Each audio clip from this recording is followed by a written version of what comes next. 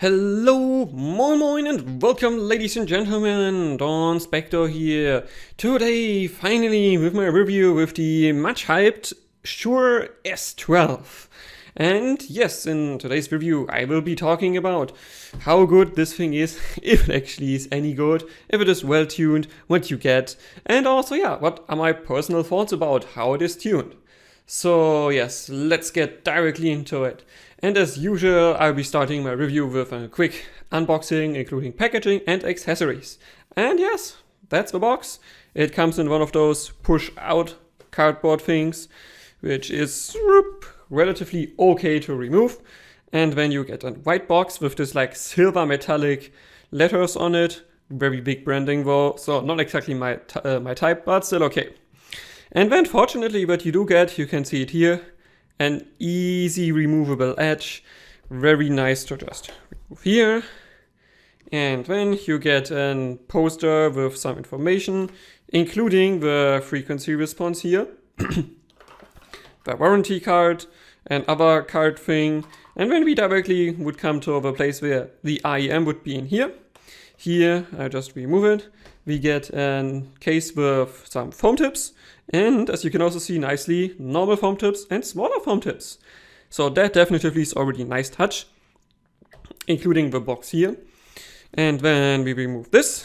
And beneath here, we have our good friend, the carrying case. Yes, carrying case in terms of like size, totally okay. Let me just get a random other carrying case so you can see that is on the like smallish side without being small. And just give it a bit of flex test. It's a bit, too flexible for my taste, but generally it does look to be well made. The zipper here seems to be like reasonably integrated, and you do have this additional cloth string here so you can put a carbine or something else through it. And then you have the zipper, nice big handle here, and then I just zip it open, which unfortunately is really not smooth. That's a detail I don't really like about this or packaging accessories here, like the zipper is just not smooth at all. And when we open it and we get more accessories, two other sets of tips. Here, these are white with a bigger outlet, and the black ones here with a smaller outlet. And also nice attention to detail, the small black ones here are actually really small. That's definitely well chosen because the small ones here are not as small. Like they're still small enough, but generally if you have like small ear canals, those will definitely be fitting better. So that leads me to, I want to say, the conclusion here of packaging and accessories. And I would say for the price of like, $160 or something, you do get very good accessories. You have two pair of silicon tips, one that is like narrower bore and where the SS actually is really small, one with wider bore, and then they still add foam tips on top, and then you still get a carrying case. That's really nice. And also the general presentation here is well done. The only thing that you can probably complain about is that it's just a bit too big. It says too much foam, like this is not really like good for the environment, and they could just tone it down a tiny bit, put it in a bit smaller case. It would still look good, but you would still save space and protect the environment in the same run. Okay, so already very good start to begin with. Then before we come to the IEM build, let's talk about the cable today. I don't know, I just feel like doing cable before I do IEM. This is the cable. Let's just remove the IEMs for a moment. Whoop. Come on. Okay, you go out of the picture here. So this is the cable you get with the S12. It comes with, as you can see, two thick cores that do have this like, I want to say like texturing to them. You can not like see it very well if you like look at the edges here. Like it has an additional texture to it. It's not as smooth as other cables would be in terms of visuals, but also in terms of how it feels. There's definitely like it has structure on the cable, which I don't mind, but I also don't particularly like it. So it's just a cable.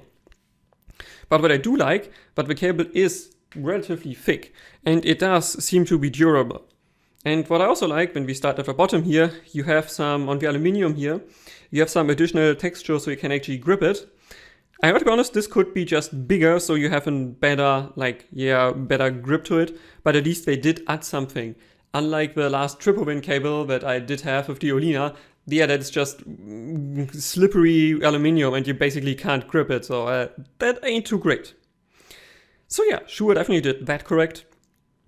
We also tried to integrate in strain release, which I'm not sure if you, however you can see, like this is definitively soft and flexible. It's just not long enough to release strain efficiently. It will do a bit, but they should have just made it a bit longer to be more effective. But generally, yeah, they at least integrated something. And yeah, when we go up a cable here, we just go around here, they go up the cable. It's definitively on the, I want to say like not mega smooth side, but still if you just like put it on here with just a bit of stretching, you can see it's definitely smooth enough. And that is also very, I like to see like more smooth cables, especially when it's like less durable here. And then we go to the splitter, which follows the exact same aesthetics as the plug, as you can see here. Exact same aesthetics, just, smaller. And then we come to the splitter, and above the splitter you have the chin slider, which, as you can see, is very smooth to slide. It basically has no friction whatsoever. And yeah, that unfortunately doesn't make it that usable in day-to-day life. So yeah, if you need a splitter for your day-to-day trafficking and going to work and whatever, that won't do it. It doesn't stay in place well enough. But after the splitter, we come to the top part of the cable.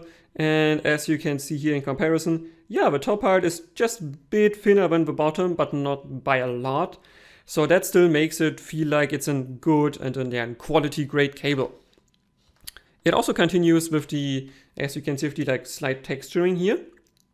And if we go further up, we come to the ear hooks, which are again rubberized. And let me just give you the spring test. Yeah, the rubberization here is on the thicker side, but it is not as springy as other rubbers I have seen here. So if you put this behind your ear, I doubt it will cause like a lot of discomfort behind your ears, because yeah, it's not really as springy as others. Although, as I said, the rubberization here is more on the thicker side, as you can see here. Okay, then going up the ear hook, where we can see here the bending radius is, I think, well chosen. It is not like in a 90-degree bend here like others. So I highly doubt you will have any problems with this type of ear hook for like probably 90% of people. Like maybe really big ears might have problems, but normal ears, I really don't see any problems with the ear hook. Then going to a connector here, and as you can see, this is a 2-pin connector coming with a small aluminum shell around it. And yeah, generally I think this is well done, and it does feel like a quality cable all around. Nice attention to detail. Let me just get the other side so you can see that a bit better. Here you can see that there's a red coloring in here, which you can, although small point of critique here, you can only see this basically well if it is not in the IEM.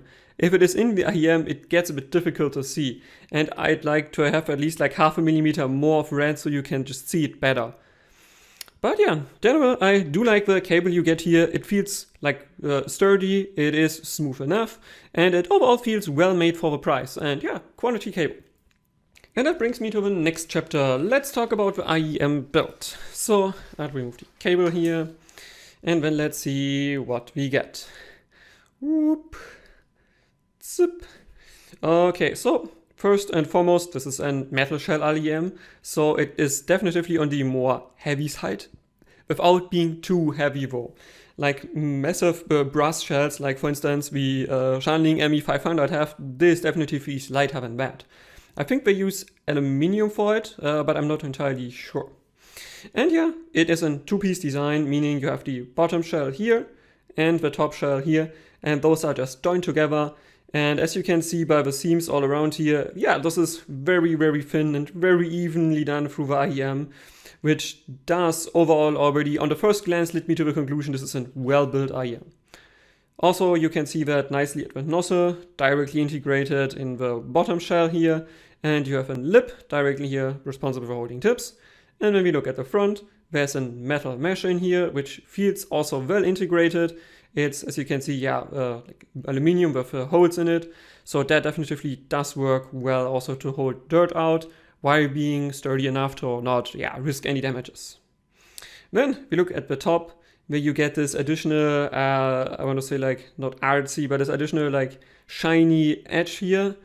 I'm honestly not a fan of it because that again like collects fingerprints, as you can see even here, fingerprint magnet. But at least it does put a bit of contrast on the otherwise just frosted metallic blue shell.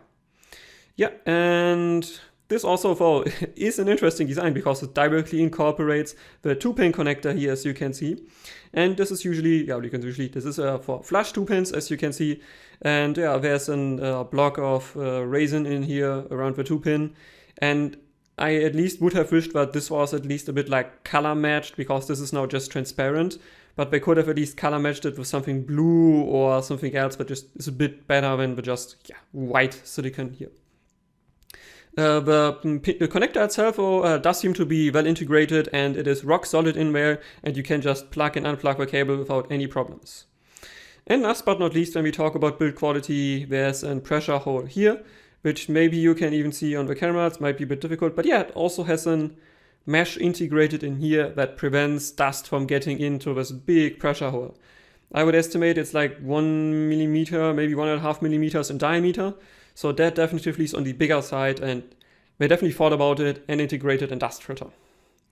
Additionally, you do get an other pressure hole here on the inside, which absolutely is needed to relieve the pressure and prevent driver flags. And yes, the very last point to talk about, here you have your printing on, it's Shuoer S12, and then you have the R and L marking. I would have liked to see an R and L color coded, so something maybe like on the lines of here or something here. Just give me a color coding, not just R and L. I think it's just easier if you have it directly color coded to just distinguish where's left and right. Especially because when we come back to the cable, this is just not really visible if you plug it in here. Let's just put the right cable on so you can actually see what I mean. Yep. And as you can see, it is barely visible. Like, you just need the right lighting for it, and then you can see that it's red, but it's just not enough to be color coded sufficiently. Okay, so summarizing here, this is a very well built IEM. Like, the aluminium is well integrated, the gaps are very small, pressure holes have been well distributed, and it does feel very quality. Okay, then after we talked about the cable and the IEM, let's talk about comfort. And again, I will be throwing on pictures where you can see better the sizing of the S12, so you can just see better for yourself how big or how small it is. And this is basically standardized, and I will point you here to my measurements table. Measurements table, and where I've listed quite a few other IEMs in terms of dimensions, so you just can see if this will fit you or not. And I can be pretty brief about comfort here. The S12 is an extremely comfortable IEM. This is mostly due to its shell being on the smaller side. Like, really, for an 14.8 millimeter planar in here, the shell is surprisingly small. Like, really, this thing is just barely fitting out my outer pina, or the inside of the outer pina there. It's really extremely small for the driver size in here, and combining that with the nice insertion angle, the relatively short nozzle here, and also the fact that it has 2 pressure holes, this thing is an all-day wearing IEM without any problems. Adding to this, also that the nozzle is relatively small. So again, let me just remove it. So you can see it here. The nozzle is, I think, was like 5.5 millimeter. I'm not entirely sure. Wait, let me just look it up. The nozzle here is only 5 millimeters in diameter, and the length here is about 4 millimeters plus a few more millimeters through the shell. So this works really well for me. The only thing I might have to criticize here for people who have a deeper ear canal, like shorter tips, like for instance the SpinFit CP360 will not work on here. Just because the nozzle is relatively short, and if you have deeper ear, you will probably need longer tips like the SpinFit CP100. For me personally, I'm using here the Soft Ears liquid silicone tips, and they just work marvelously for me in terms of comfort. I can just put it in and I've totally forget about them and can wear them literally all day without any discomfort.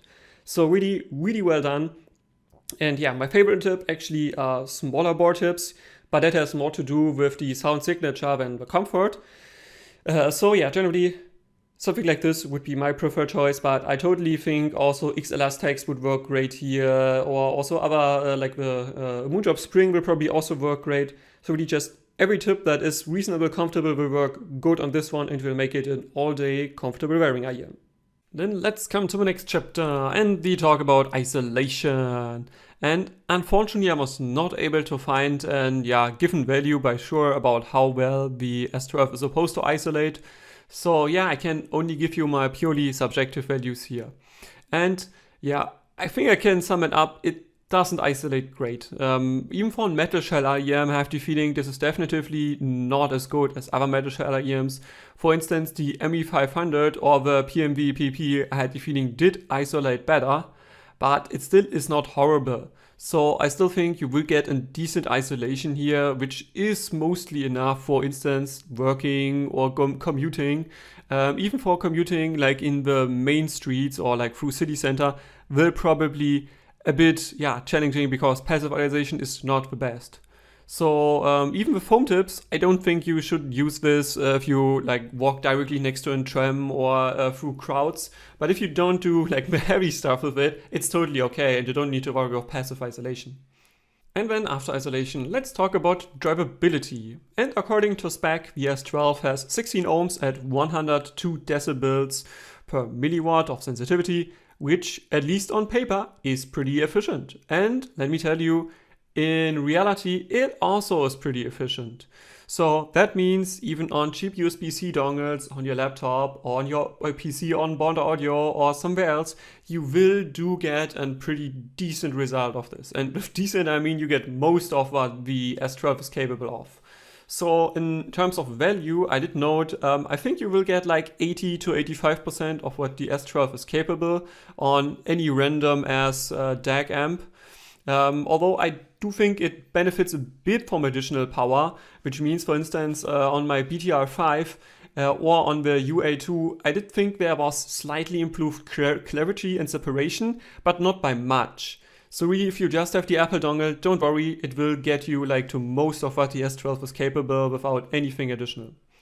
Upping the power even more, as a fun fact, did not give me anything better. So I did not get better note weight or better separation or better imaging when upping the power to my SU8 plus SP200. So really, you're fine with a random dongle, don't worry about it. And then, ladies and gentlemen, let's come to the star of the show, sound. And as usual, I'll be starting off with a general sound characteristic description. And I would say the S12 is a good mix between V-shape and, depending on your definition of how V-shape actually is, maybe also U-shape. But I would more describe it as in V-shape because it definitively adds a few decibels of additional energy in the lower mids and also in the upper mids as well. So then let me throw on a measurement of the S12 with an IEC 711 coupler. And if you have any questions about how my measurements go, I recommend you my short video about how I do measurements and how my setup actually is been. So yes, according to my measurement, the S12 reaches like 13K before dipping, and then there's a race again at like 15 to 18K. But again, due to the nature of the IEC 711 coupler, we cannot really be certain that what we see after 10K is really what we have in reality. So really again, just judging by my ear, I can tell you this definitively reaches past 10K. And I would even say go so far, I think like 12K definitely is in there. I'm not sure 13 or 14, but definitely you do get a pretty good extension for the price, which is not normal at this price point, at least with quite a few other IEMs. Using my benchmark library here as usual, I'd say the extension definitively is well executed, and this gives the tracks instance from Ovane, it's a fusion jazz musician, multivitamin juice part 1 I noted, and pretty good feeling of air on top. Like, not the most natural one, I gotta be honest here, but definitely a good feeling of air, which gives this track a nice clarity. Also, I noted Voice in My Head from the Cyberpunk soundtrack did work pretty well, and also orchestral soundtrack, for instance, the Nier Automata one, definitively had a good sense of air and clarity on top. Yeah, so adding to that, because on the pure graph, also the Olina does extend definitely past 10K, but it definitely has a big spike somewhere after 10K. I'm not sure if it's like at 15, 13 or somewhere, and this does add a pretty, I don't want to say bad feeling of grain, but definitely some graininess. And the S12 does mitigate that. So there's no like big peak in the upper treble regions, making this, I don't want to say like easy to listen, because definitively it's not most natural in the upper treble region, but still very nice to listen to without coming off as grainy or anything too artificial. And then coming to mid-treble, and yeah, the S12 definitively is a bright shifted IEM, and you definitively do notice this here. This means the balance, according to my ear, is like shifted towards more brightish frequencies, and that means you have I think like 2 to 3 decibel gain above what I would call neutral, maybe even like 4-ish, depending on how you define your neutral target. So yeah, this will definitely not be for everyone. So e-guitars, for instance, will have a very good, maybe even too high bite for some. And additional, if your library like does have, I want to say like more sharper notes, you can also get a bit too like fatiguing presentations occasionally. But for me, this definitely does fit my flavor profile, because I usually do like e-guitars having a good bite. And this also adds again for, as I said before, the fusion jazz musician Ovan I talked about. He does usually combine rock with jazz. And that works very well when you have a nice e-guitar having a good bite and coming off as a bit too much in the mix, yes, but still having an overall good balance. And yet, this balance I will probably come back to a few more times in the term and the duration of the sound chapter, because it's so well balanced in its presentation, but I really don't find any higher like criticisms here. It's just nitpickings here and there, as I said, maybe a bit too sharp, but really it just perfectly balanced as all things should be. More examples for the nice balance I did notice. Brave New World from Iron Maiden.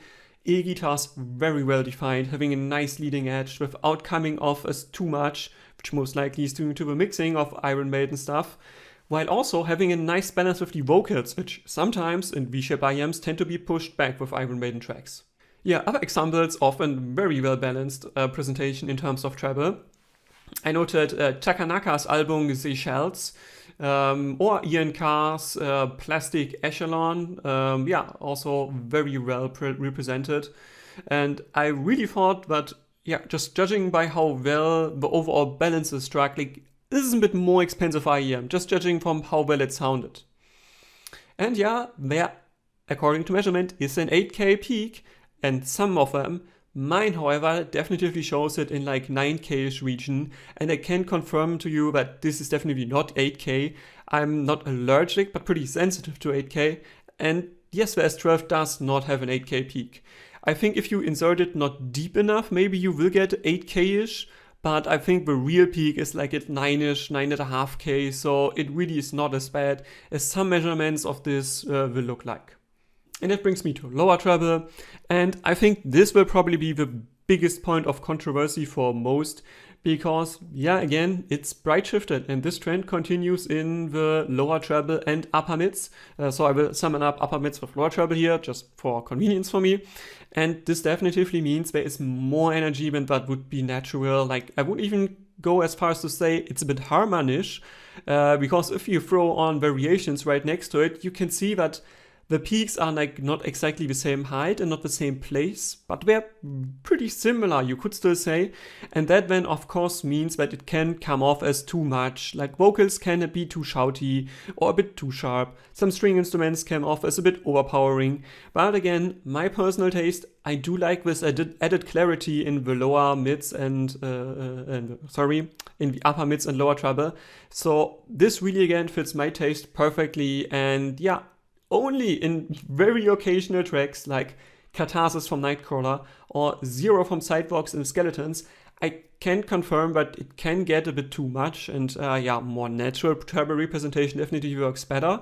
But these are literally the only two songs that I found in all of my benchmark library and in most of my normal listening stuff that I thought, okay, now it's a bit too much. Like, tone it down just a tad. Like maybe 1 to 2 decibels, that would be okay. Or 2 decibels more likely. So generally, if you don't like lower mids, upper mids and lower treble to be a bit bright shifted, probably don't look into the S12 because yeah, all treble is bright shifted here. And this brings me to the mids. And yes, as I said, again, upper mids were definitively pronounced more than that would be natural. So that means especially female vocals can be a bit too forward. Again, for me, it's not a problem. So I will directly jump to the mids and tell you, for a V-shaped IEM, the mids here are very solid. Definitively, these are not forward vocals to my ear, but they are forward enough that in most of my library, for instance, Essenger, Linkin Park, Kavinsky, Iron Maiden, or Warrior Path, which usually have good vocalists, their representation in the mid section, like forward vocals, were very nice. And yeah, I would not call them fantastic, because there's definitely, especially in terms of separation, we talk about this later on, there's a bit of a haziness going on here, but it's for this price point and how well overall it's balanced, it's just, again, like very well balanced overall. And I noted here, only in busy passages, for instance, My December, the live track from Linkin Park, when Chester and Mike start both singing in duet basically there, then you do notice that, yeah, like the clarity of Mike could be a bit better and the vocal separation could just be, you know, like just a bit more accurate overall or a bit better executed. But again, when we look at the pricing point, I can't really give you more than just, this is really nitpicking here, just overall presentation, very good, balanced very nicely.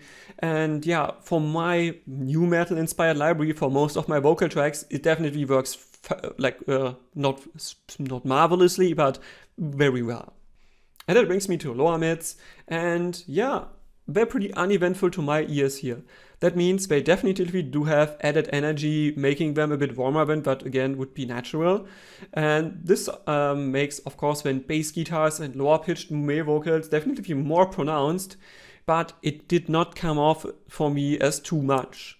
For instance, when I reviewed the Yanyin Canon, I thought lower mids were just, you know, like not as good as I expected. And with this year, with the amount of energy it adds in the lower mid region, I did not have any problems. Like overall balance was again very well held. Fortunately, however, in the lower frequencies, lower mids, and now I'm going in to upper bass, with the additional energy here, it did never get muddy, because the driver used here, not in dynamics, planar, definitely does have the, I want to say, like planar bass, like the planar tightness, like the way it represents the lower frequencies just strikes me as, yeah, like pretty like accurate, I want to say, or pretty like fast.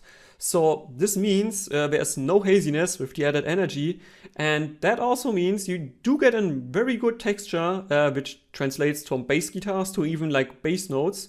And yeah, like I can quote my some parts of my PMV PP review, because that uses the same driver as Timeless. It flies over busy bass passages without many problems, and that it also maintains a decent punch. It's not mega punchy, so don't expect a good dynamic driver here, but the amount of punch it packs in the mid bass region here or upper bass region here, it's pretty damn good. And I would say in terms of pure impact, I would use the S12 absolutely over my Sandara. No question, Sandara is better technical and Sandara also is much more natural, but still the amount of like punch it packs here is very like respectable to this price point. And yeah, like the only complaint I would have when we go a bit lower down in the bass frequencies would be the sub-bass region. I definitely would not say that the driver used here is great with the lowest of low frequencies. That again means then if you have a track that utilizes, for instance, Interstellar's Mountains, really low bass frequencies, like really low, well, yeah, it sounds alright. It manages like 2 minutes 14 in the track, so as a bass note starting at 2 minutes like 10, going to 2 minutes 15, like a bit after that. And if you have a good dynamic that like packs a good amount of texture and punch, you can hear it until like 2 minutes 16-ish, like a bit before that. But here, like at like 2 minutes 14, my ear was like, okay, like where's the bass? Like I can't really distinguish it. So this leads me to the conclusion that I think the driver is probably strongest at like 50 to 70 hertz in terms of how well it represents frequencies. Because what I have now talked about so far, the note rate of the S12 in the lower frequencies is very, very good. I'm not sure if I would describe it as class leading at this price point, but heck, like at the moment, I can't really tell you any other IEM at this price point or like at like 200-ish that I put in my ear and where I had the feeling, oh, this is good note weight. And the S12 absolutely does deliver on that. So yeah, that then overall makes this like feel not like variations-ish, but it definitely gets close enough that I would say, yes, the note weight here at this price point is very good and maybe even class leading. So yeah, summing up bass frequencies, I think if you don't like the upper bass and the lower mids to be pronounced more than what would be natural, just added additional warmth here, I think this could be a point of critique for you and you should not look into the S12 just because it's not as clean as other IEMs at this price point will be. But because I said the technicalities here are pretty good and you have a good note weight, I don't think you will have any problems in terms of bass quality or bass quantity here. Like it is pretty good for what you see on the graph, I want to say. So then let's come to Soundstage, layering and imaging. And yeah, before I listened to the Yannian Canon for quite some time and I expected the S12 to be a bit of a downgrade there, but fortunately it isn't. It definitely does have a good width and a good depth and also okay-ish height. And that means, yeah, generally with most tracks, you will have a decent stage where sounds can move through. And it definitely is, like I want to say, on the niveau of the Canon, but doesn't exactly beat the H40 according to my ears. The main point of critique here would probably be that the vertical soundstage is not as great as I have heard with other IEMs, even at cheaper price points. In depth, I also found it totally acceptable. Layering was also okay. Most of the time, I want to say you do get like 3 to 5 layers, which is pretty normal at this price point. And it definitely ranges from like dead center between your eyes to like on the ear height. And then there's also like far outside. Again, I think the on your ear height layers could be a bit better represented. Like, I don't want to say exactly missing, but it definitely could be better represented here. So that makes it a bit difficult sometimes in gaming to distinguish how or where exactly your enemy is, because the soundstage layer on the height of your ears it lacks a bit to my ear.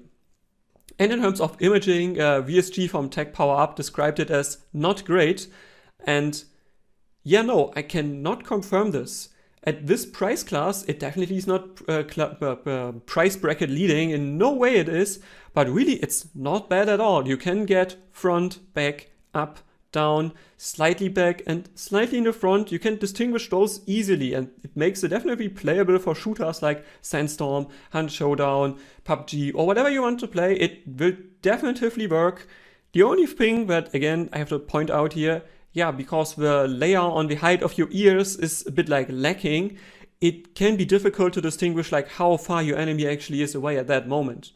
It did not remind me though of, for instance, the Night Owl, which basically had no layer on the height of your ears, which made it really hard to pinpoint enemies for a couple hours, and when you get used to it. So S12 not as bad, but again, if you want to do competitive gaming, I don't think the S12 will be a good choice for that, just because, the on your height ear layer is a bit lacking. And then next chapter, before we come to verdict, let's talk about separation, dynamics and coherence.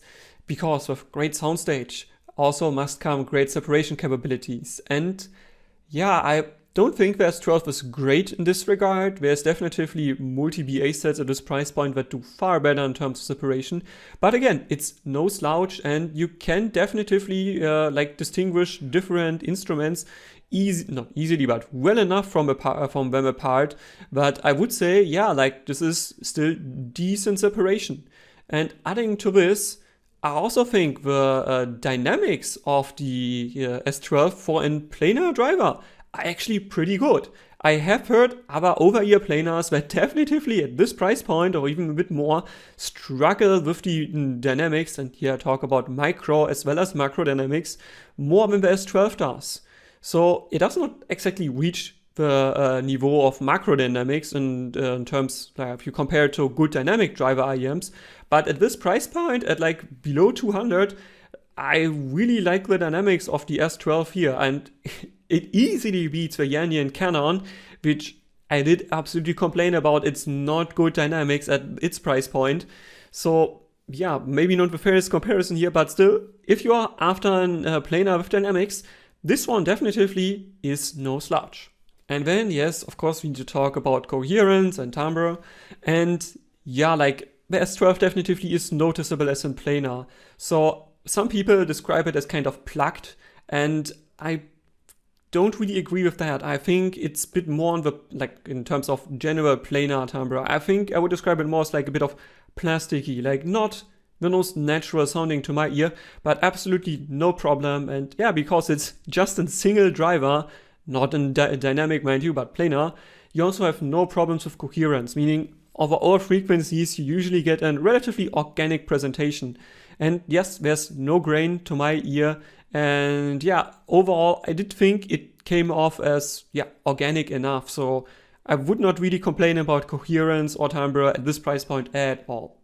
And then let's come to the verdict. And it's bright. It's between V and U-shaped. It has a good planar bass quality. It has a very good balance with basically everything it does. It's bright shifted and it comes with very good accessories. So the overall package here is extremely compelling from my point of view, and I would really go as far as to say the S12 is highly recommended. It's extremely comfortable because of its small footprint. It just sounds so crisp. It just exactly fits my type of flavoring, and yeah, the only reason I can really see if you should not buy the S12 is if you don't like bright shifted IEMs. It definitely is bright from the upper mids over lower treble to mid treble to upper treble. Like everything of this IEM is bright, but the overall balance in how it represents this brightness is still well done. So to my ear, it does not get fatiguing and just represents most of my library so well that overall my verdict definitively will be it is highly recommended, probably the best I've heard this year, maybe even last year, I don't know. And with this, I want to say Donspektor out.